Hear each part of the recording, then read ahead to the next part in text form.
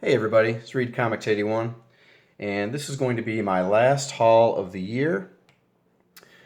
Before I get started, this channel is for adults only, so if you're not 18 or older, please turn it off. Alright, so I want to start off by showing this book that my wife got me for Christmas. This is Jack Kirby, The Epic Life of the King of Comics. It's a really nice hardcover book. Tells Jack Kirby's story, like his whole life story from growing up on the Lower East Side of Manhattan all the way up until he passed away.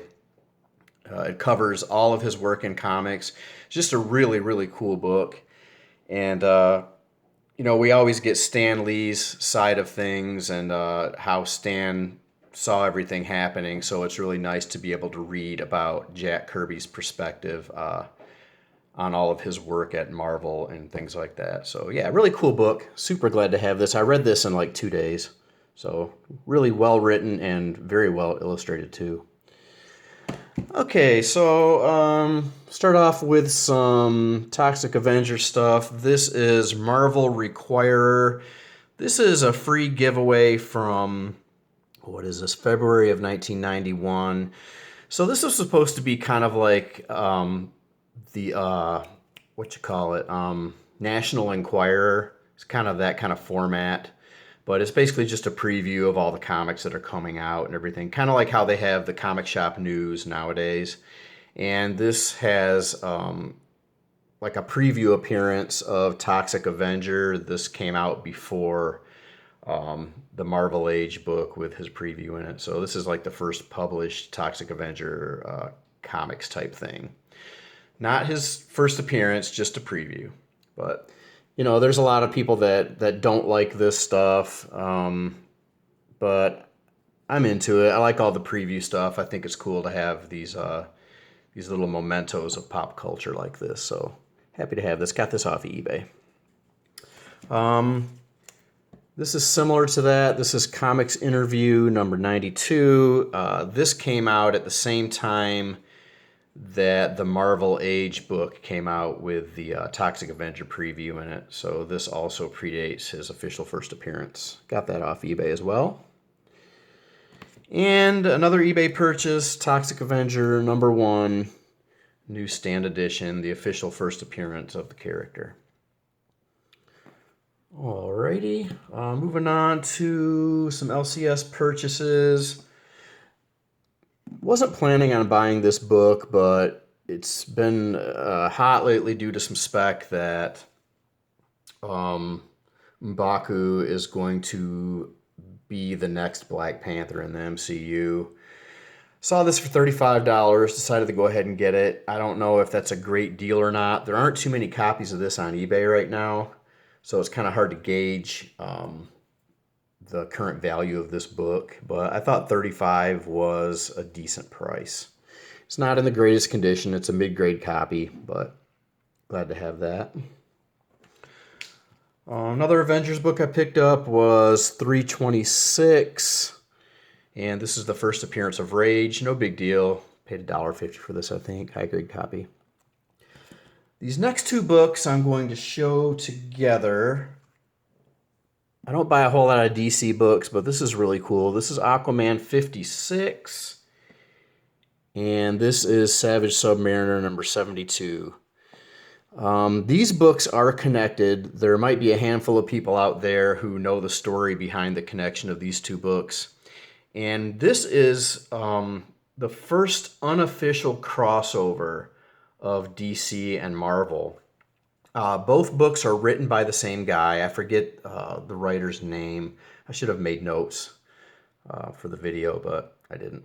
So I'm just going to wing it. I have not read these yet, but the story goes is that this book contains this creature, the creature that devoured Detroit.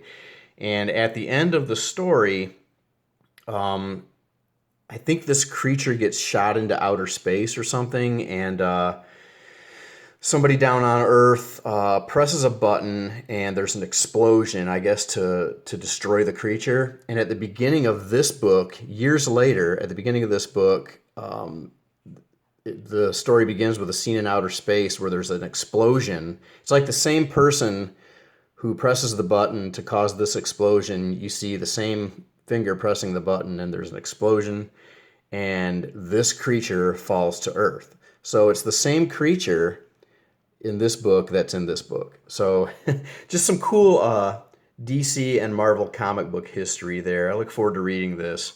Sorry that I didn't know more of the details, guys, but pretty cool set there to have. All right, moving along. Another eBay purchase. Darkhawk number 48, high grade copy of this. One of the later, more scarce issues. I think I need 2 more books to complete this series. All right. Also got this at a collectible store for $3. Kid Colt Outlaw 127.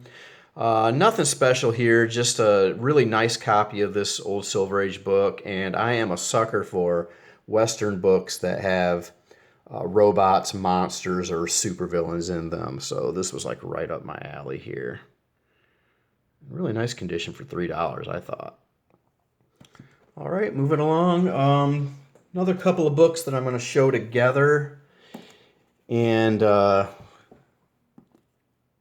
this is a 2-part story from 1981, Avengers 212 and Avengers 213.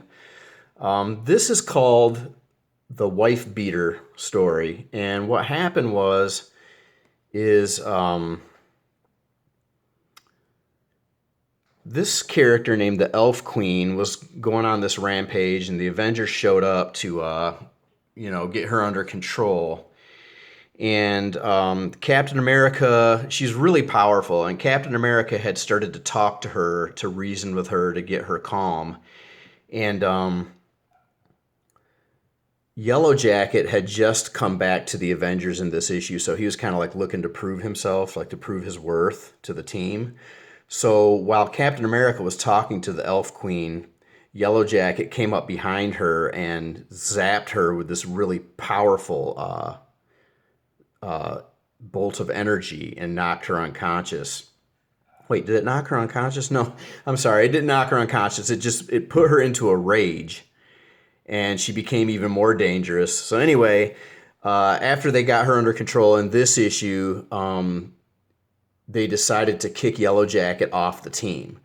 So he was all upset about that, and he went and started working on this robot that he was going to program to destroy the Avengers.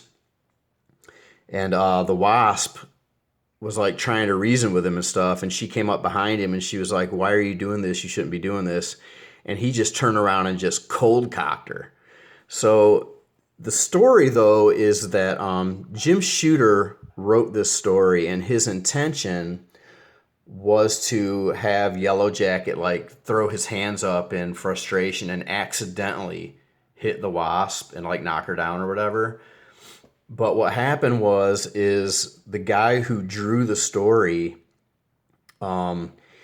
he had worked under Sal Buscema, and Sal Buscema had taught him to like never do anything like half-assed, like always do things as drastically as you can.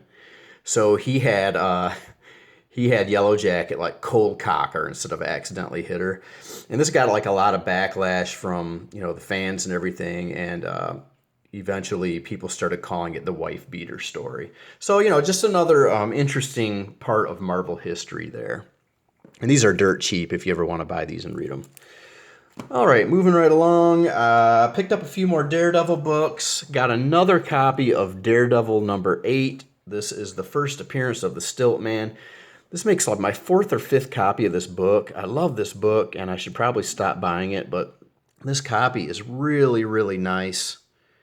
It's the nicest copy that I own right now, and I paid, I want to say $26 for this or something, which was really, really hard to pass up a deal like that, so I went ahead and grabbed it. Also picked up number 13, got this for dirt cheap, like 15 bucks or something. I've said this a few times, and I'll say it again. These old Daredevil books, right now, these are super duper cheap, so you can get these for like really, really good deals, but I don't think it's going to stay that way for long. because the popularity of Daredevil #1, that book is starting to heat up. It is starting to get more and more expensive. So if I were you guys, if you want any of these old Daredevil books, now's the time to grab them.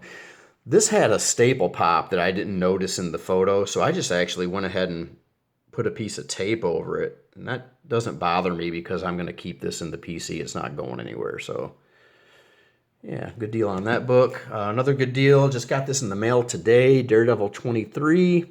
Really nice copy of this. This might be the second appearance of Gladiator, I'm not sure, but I think I paid like, I don't know, like $13, $14 for this after shipping. So yeah, really good deal on that. Can't go wrong. Let's see, also got this for a good deal, paid $8 for this, Daredevil #32. Anything with the Cobra and Mr. Hyde in it, I really like. I like the way they fight together. I like their banter. Just a really cool super villain team. Okay, also picked this up, not sure why. Secret Origins #46, first appearance of Arm Fall Off Boy, which is probably one of the most whacked out characters that I've ever seen. He yanks his arm off and beats people with it, I think. So yeah, it's a really brief appearance of this guy. Really wacky character. I don't know who's worse as far as being strange, either him or Dog Welder. I always thought Dog Welder was the most whacked out character, but Arm Fall Off Boy might be the strangest. Okay, also was at a antique mall, and found a nice stack of Marvel team-up books for cheap. Picked up #31. I want to say I paid $4 for that. Really good condition, so why not? Been working on this run off and on for a few years. Next year I might get a little more focused on completing this run. These books are pretty cheap. Picked up #92, Spidey and Hawkeye. #104, one of those rare times when Spider-Man is not in the title. This is Hulk and Kazar versus MODOK, another one of my favorite villains. 109, these are all high grade. I paid $3 a piece for these ones. #120 with Dominic Fortune. 132 with Mr. Fantastic, two-part story. 133 with Fantastic Four. 135 with Kitty Pryde. And that does it for the Marvel team-up books. And we're already at the end, guys. Last book of this haul. Last book of 2020 is Captain America #164. I've had my eye on this book for about a year, looking for a decent copy at a good price, and I got this for $8. This is the first appearance of Nightshade. Really nice condition for $8, I thought. So happy to get this in the PC. Well, that does it for this time around, guys. Thanks for watching. I hope everybody has a happy new year, and I will see y'all next time.